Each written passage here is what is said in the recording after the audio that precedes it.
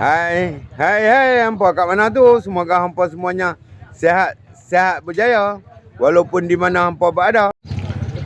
Hari ini Mak Ali berada di Pasar Pagi Batu 4, sahabat-sahabat noh. Pasar Pagi Batu 4, sedikit view untuk hamba pagi ni. Kerongsang. Kerongsang selepas raya, sahabat-sahabat noh. Macam-macam ada. Sedikit view untuk hamba pagi ni. Suasana pasar pagi.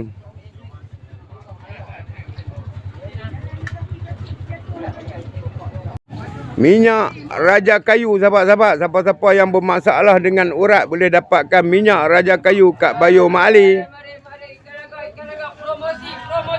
Sedikit view untuk hangpa.